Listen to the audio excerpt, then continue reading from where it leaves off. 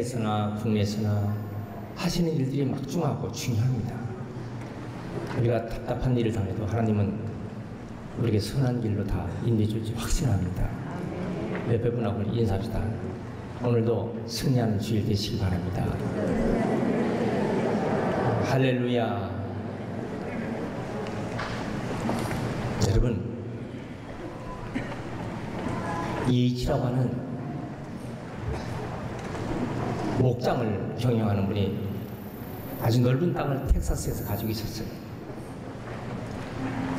그런데 그가 계속 빛을 져서 감당할 수가 없어요.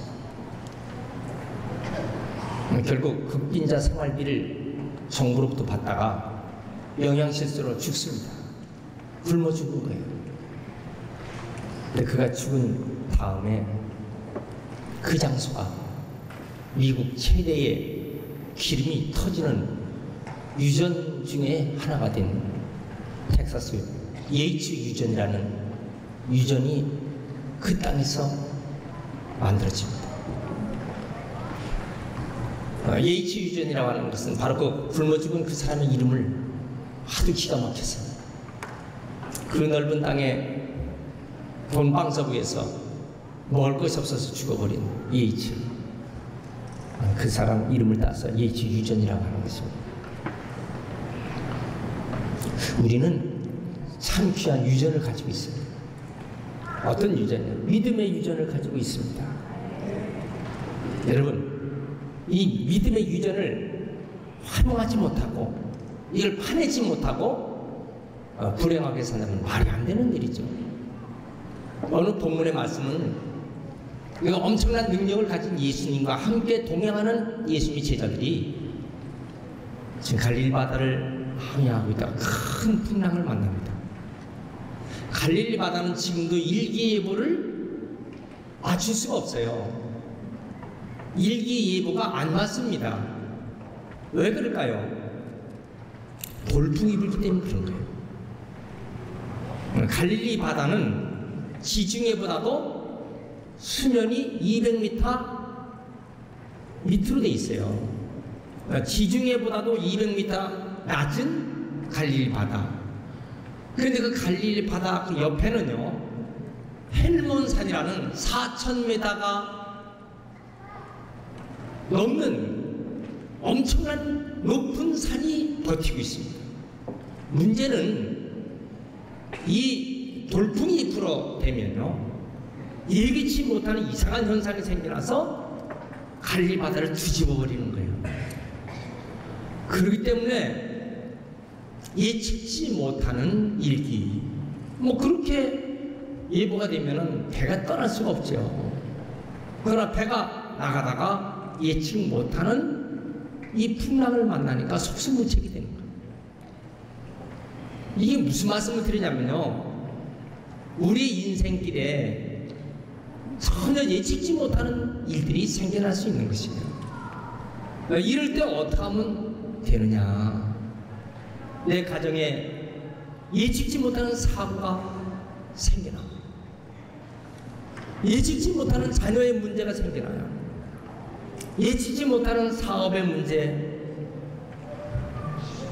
또 가족 식구의 문제, 때로는 건강의 문제가 질병으로 인해서 예측지 못하는 일 때문에 고통을 당할 때가 있어요.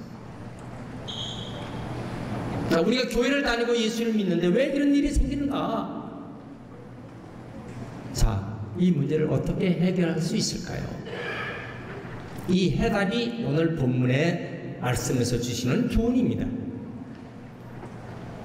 여러분, 우리 인생을요, 사람들이 그래서 어떤 사람들이 말하기를 고해라고, 고통스러운 바다, 인생이 작은 이파리에 타고 있는 배처럼 일엽편주의 인생이라고 이렇게 말합니다.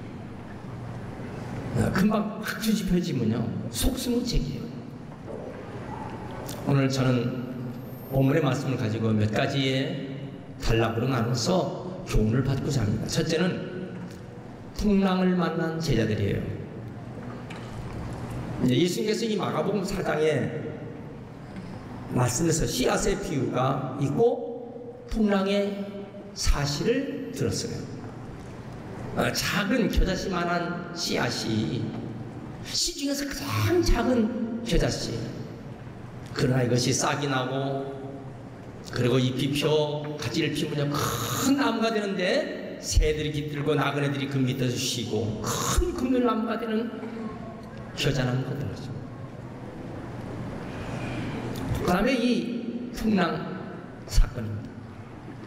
그렇게 지금 두려운 사건이 생기는데 예수님께서 이 풍랑 사건을 어떻게 제자들에게 교훈을 주시는가, 이것이 오늘 말씀입니다. 자, 제자들이 이 배를 예수님께서 저 건너편으로 가자, 거라사 지방으로 가자라고 말씀하신 것입니다. 사실 가는 도중에 이런 일이 생긴 거예요. 그럼 이 배를 도젓는 제자들이 초보생인가?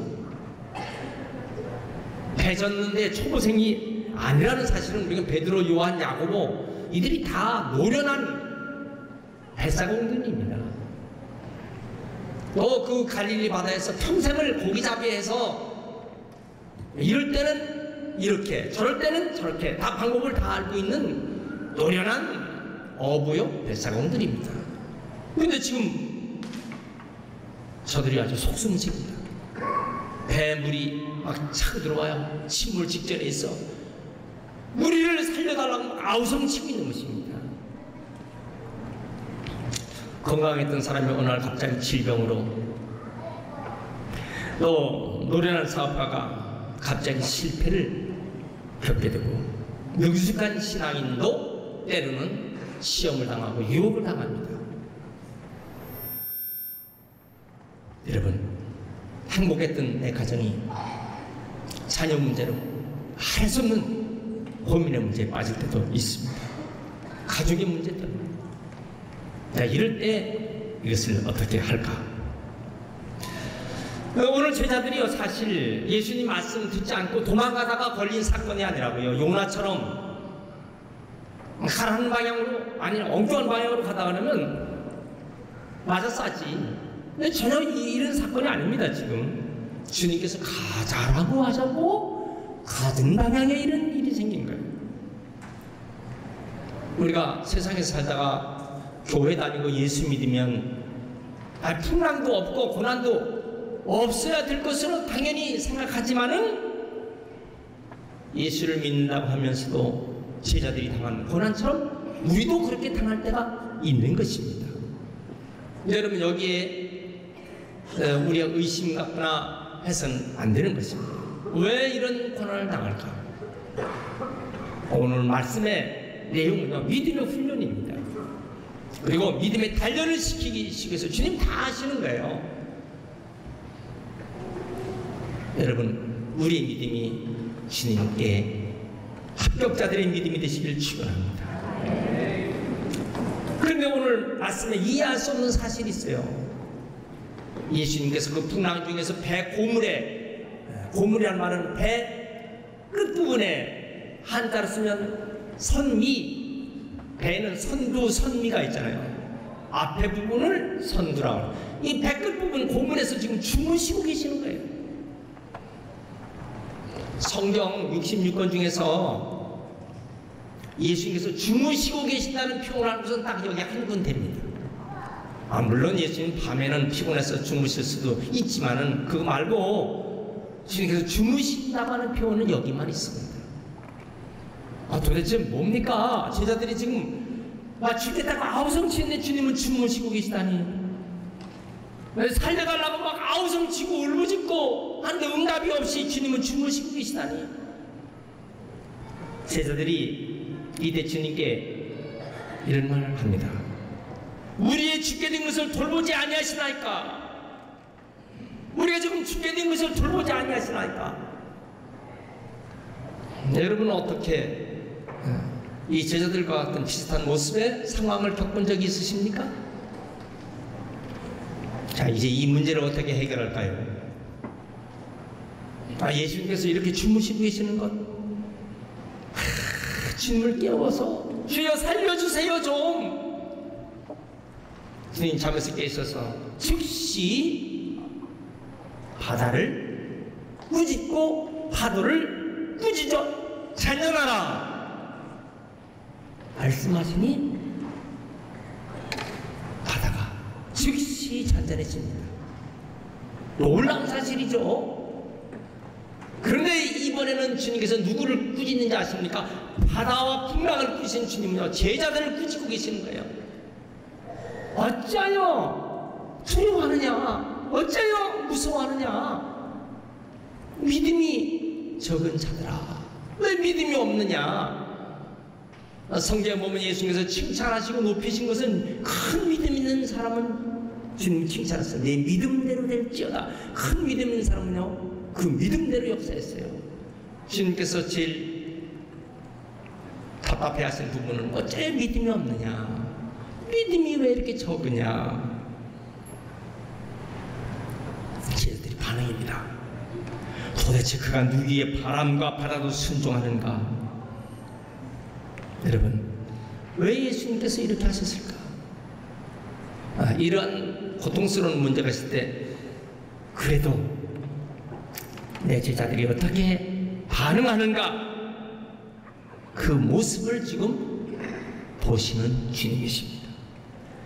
여러분, 주님은 풍랑도 일어나는 거 아시고 풍랑도 잔잔케 하시고 산이 들려 바다에 던지려 해도 그렇게 이루실 주님, 그 주님을 정말 신뢰하고 믿고 있느냐? 정말 그런 믿음이 있느냐? 여러분, 오늘 이 예배를 통해서 우리 속에 주님께서 원하시는 합격된 믿음들이 우리 심령 속에 다 있길 축원합니다. 야, 우리는 최선을 다했어요. 우리는 최고로 노력을 다했어요. 우리는 전심을 다해서 준비했습니다. 그러나 때로 실패할 때도 있고 무너질 때도 있고 망할 때도 있고 아플 때도 있고 그렇습니다. 그런데 그런 때가 있어도 끝까지 주님을 신뢰하고 있느냐 하는 것입니다. 왜냐하면 주님은 합력하여 선을 이루시고 주님은 역전시키시는 은혜를 주시기 때문입니다. 주님은 언제나 하나님의 사람들요, 이 절벽에서 떨어져서 죽게 만들지 않습니다. 반드시 주님은 더 선한 길로 인도해 주시는 주님. 신명기 32장에 보면은 이스라엘 백성들을 마치 독수리가 자기 새끼를 훈련시키는 것처럼 절벽에서 떨어뜨리고 높은 고궁에서 떨어뜨리고 새끼는 죽겠다고 아우성칠 때 가만히 어미는 보고만 있나? 큰 날개로 이 새끼를 받아서 그리고 다시 또 훈련시키고 하는 모습을 우리는 알게 되죠. 여러분, 하나님이 함께 하시고 하나님이 보시는 가운데는 절대 염려할 것이 없다는 것입니다. 믿습니까? 문제는요, 정말 내가 주님과 함께 동행하고 있느냐가 문제예요. 나 혼자 내 고집 피우면서 돌아다니고 있느냐, 아니면 주님과 함께 동행하고 있느냐. 여러분, 주님과 함께 동행하는 주의 백성들은 절대 염려할 것이 없어요. 할렐루야. 하나님은 반드시 합력해서 선을 이루어주시기 때문입니다. 자, 예수님께서 바다와 풍랑을 꾸짖으셨어요. 즉시 잔잔해졌습니다. 그리고 제자들을 믿음 없는 것을 꾸짖으신 것이죠. 자, 문제는 뭐냐? 환경이 문제가 아니라고요. 저들의 믿음이 문제라고요. 풍랑이 문제가 아니라고요. 믿음 없는 것이 문제라고요. 예수님께서 꾸짖다 이 말씀을 하실 때 더러운 귀신 들린 자에게 예수님께서 꾸짖으셨어요. 이 더러운 귀신아, 나가라! 꾸짖으셨어요. 이 꾸짖음과 똑같은 동일한 단어가 여기 있는 것입니다. 자, 풍랑도 꾸짖으셨어요. 제자들의 마음에 믿음이 없고 두려워하는 것도 꾸짖으셨다고요. 그 문제는 뭡니까? 우리 인생의 환경보다도 내 생각 속에 있는 것입니다. 성경은 이 배가 하나님의 교회를 말합니다. 노아의 홍수 때 배 안에 있어야 돼. 아무리 홍수가 지고 어려워도 배 밖에 나가면 안 되는 거예요. 아무리 고통스러운 문제가 있어도요, 여러분, 하나님의 교회에서 떠나가면 안 됩니다. 오히려 주님이 함께 하시는 이 배 안에서 있는 한 반드시 열매를 맺게 됩니다. 반드시 꿈같은 기적이 나타나는 것입니다. 믿습니까? 오늘 37절 말씀 보니까 큰 광풍이 그랬어요. 이 큰이라고 하는 말을 성경은요, 뭐라고 표현은 메갈레 이렇게 표현했어요. 메갈레라고 하는 말은 영어의 메가톤, 그런 말의 헬라 말입니다. 메갈레. 근데 이 메갈레는요, 우리가 보통 크다 그러면 비 그러죠. 더 크다, great. 그런데 어마어마하게 크다, 메가톤 그러죠. 여러분, 근데 이 큰 광풍이, 메가톤 광풍이 지금 불었다? 39절 말씀에는요, 이 똑같은 단어가 우리 표현은 아주 잔잔케, 아주 잔잔해. 그런데 이 아주 잔잔해도 메갈레예요. 무슨 말인가 하면은 아주 잔잔해서, 아주 얼만큼 잔잔해? 메가톤 큰 것만 생각하면 안 돼요? 그렇게 잔잔해질 수가 없어요. 메갈레. 그런데 41절 보면요, 그것을 보고 제자들이 심히 두려워해서, 이 심이라고 하는 말도 메갈레가 돼요. 아주 심히 경외하는 모습이에요. 오늘 이 3번 메갈레가 반복됩니다. 자, 이게 무슨 말인가 하면요, 큰 광풍주에 하나님께서 해결해 주시는 모습은요, 잔잔하고 고요한 것도 놀랍게 이루어진다는 것이에요. 믿습니까? 고난이 크면 위로도 크게 되는 거예요. 아픔이 크면 큰 능력을 체험하게 되는 것입니다. 할렐루야. 우리 인생을 이렇게 살아보면 그 엄청난 고통, 그 감당할 수 있는 아픔, 그 이겨나갈 수 있는 이런 어려움, 내가 무슨 백그라운드가 있나요? 무슨 힘이 있나요? 전혀 그런 게 없어. 그렇지만요, 하나님께서는요, 그런 고통 중에서 어떻게 하나님은 그런 길의 빛을, 한 줄기 빛을 주셔서 뚫고 나가게 하시는지. 저는 말씀을 전할 때마다 제가 기도하는 것, 주님 오늘도 이곳에 세워주셔서 감사합니다. 세워주셔서 감사합니다. 여러분, 이 재단에 설 수 있는 것이 얼마나 감사한 일인지. 제가 강단에 설 수가 없는 날이 있었잖아요. 두 다리로 버티고 설 수가 없었어요. 두 발짝을 걸어갈 수가 없었어요. 휠체어를 제가 누가 저를 앉아서 타고 가지 않으면 걸어갈 수가 없었어요. 5 발짝을 건다는 것은 꿈과 같은 일이었어요. 나도 저 사람들처럼 저렇게 테니스를 할 수만 있다면, 나도 저 사람들처럼 저렇게 걸어서 산 위로 올라갈 수만 있다면, 나도 저 사람처럼 저렇게 건강하게 운동복을 입고 저렇게 운동할 수만 있다면. 여러분, 너무 기가 막혀. 도저히 내 몸은 회복되지 않을 것 같아. 차라리 하나님, 나를 기독교 국가, 크리스찬 국가, 그리고 내가 늘 20여 군데 부흥집회 갔던 링컨의 고향 켄터키, 호젠빌, 루이빌, 거기는 그냥 빌이라는 이름 써요. 루이빌, 호젠빌, 이 빌리지라고 하는 빌, 동네라는 뜻이죠. 차라리 나는 기도하다가 그곳에 묻히길 원했어. 갑니다. 저는 그 미국 켄터키 병원에 김포공항에서 가던 날 잊을 수가 없어요. 12월 24일 크리스마스 전야, 25일 크리스마스, 26일 주일, 수요, 금요 철학기도, 31일 송구영신 예배, 1월 1일 신년 예배 2일, 3일 마지막 1, 2, 3 예배 드리고 4일 날 엎혀서 회제를 타고 이제는 다시는 못 올, 다시 돌아올 수 없는 나의 집, 나의 고향을 생각하면서 마지막 기도를 하고 떠나는 그날, 여러분 이게 모든 걸 생각해보면요, 어떻게 하나님은 우리를 지금까지 붙잡아 주셨는가? 하나님이 살아계시기 때문에 꿈 같은 역사는 우리에게 반드시 나타납니다. 믿습니까? 우리가 아무리 힘들고 어려워도 주님을 의지하는 믿음 끝까지 붙잡고 사시길 축원합니다. 전쟁의 승패는 숫자와 장비에 있질 않아요. 군의 사기 칭찬이 있습니다. 사기 떨어진 군인들은 전쟁하지 못합니다. 1392년 우리나라 고려말 조선 초 이성계는 위화도로